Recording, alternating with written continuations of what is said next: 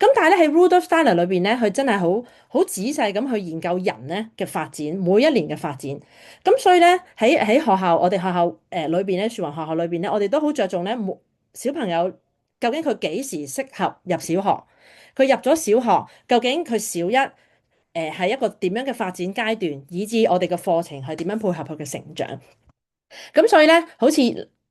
年級咁樣啦，一年級咧，其實佢個重點嘅發展咧，就係講緊一啲嘅習慣嘅建立啦，因為嚟一個新嘅環境啦。咁跟住同埋係佢要係一個 wholeness，即係一個群體、一個團體嘅一個環境啦。另外咧，佢自己嘅心裏邊咧，亦都係一個好夢幻嘅狀態。咁所以咧，喺個課程裏邊咧，我哋用好多嘅童話故事咧，去講。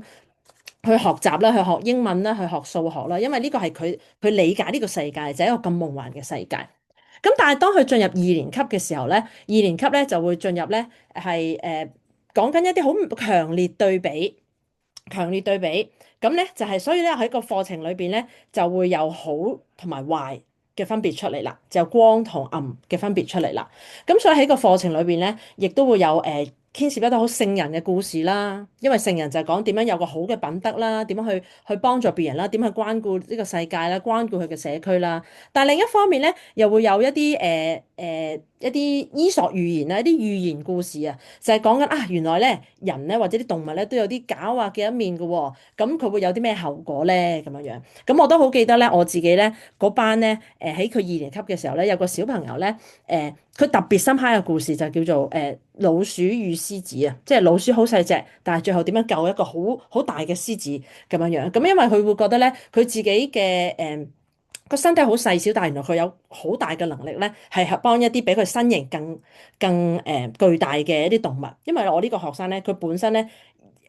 一開始入學到而家咧，都普遍係屬於細粒，但係因為呢個故事咧，就讓佢好深刻。咁所以咧喺個過程裏邊咧，佢就好被滋養啦。咁啊，所以佢就一直記在心咁樣樣。咁去到三年班咧，就發生咩事咧？三年級咧就進入一個9歲至10歲一個9歲危機啊，因為佢開始進入咧開始，咦？佢好似同呢個世界有啲分離嘅狀態，佢開始咧進入呢個世界裏邊咧，開始要認識，究竟我喺地上面我要做啲乜嘢？佢會開始咧揾緊佢自己係邊一個。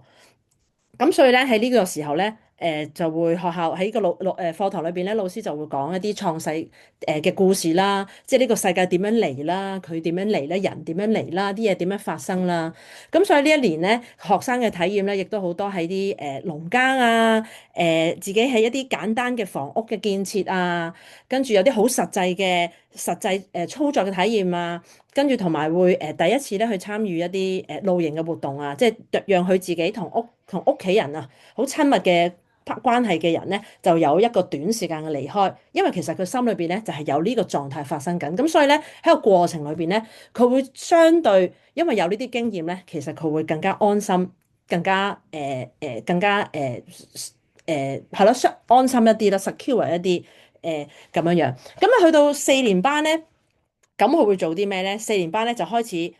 真係要接觸佢呢個世界啦，慢慢連結個世界啦。咁咧，所以咧，其實喺個課程裏邊咧，亦都講緊咧係佢要認識佢嘅住嘅環境啦，佢要揾到佢嘅立腳點喺邊度啦，所以佢要識睇地圖啦，佢會用到指南針啦，佢會去學識佢本土嘅地理啦，呢個係課程裏邊嘅嘢啦。咁啊，故事裏邊亦都會牽涉好多北歐嘅神話啦，講緊哦，原來啲嘢唔係淨係得一個上帝，好似3年級淨係一個神去創造呢個世界。咦，講緊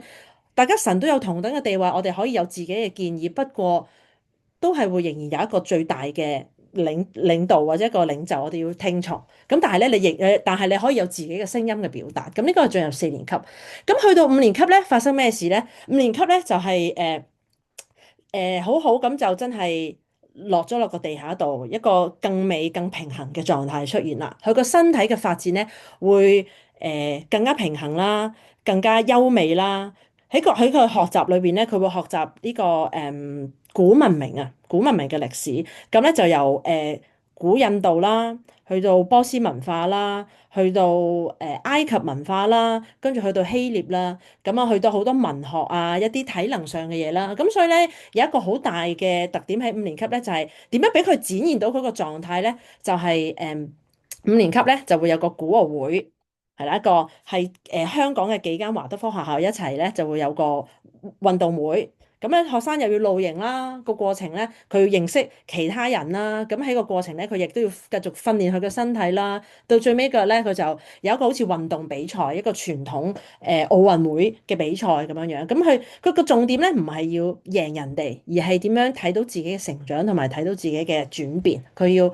睇到即係要贏過昨日嘅自己咁樣樣咯。咁所以咧，佢喺裏邊點樣展現到嗰個運動嘅美感？咁佢就要學習喺呢一年裏邊就係佢嘅學習啦，咁樣樣。咁啊，亦都喺個過程裏邊，佢會慢慢由一啲好似啲神話故事啦，慢慢進入好似歷史嘅知識啦，咁樣樣。咁所以咧喺五年級咧，佢哋就會花呢啲時間咧，就去開始建立自己。咁另外咧，佢對世界嘅關係咧，就開始就係我同埋食物嘅關係啦。咁喺五年級咧，佢哋就會學習佢同植物嘅關係喺邊度啦。咁去到六年級嘅時候咧，佢哋個狀態咧就更加成熟咯喎，更加穩定咯喎。咁佢哋個身體咧就會更加重啦。咁咧佢哋會有啲咩狀態咧？咁佢哋會對於因果關係咧會開始在意咗，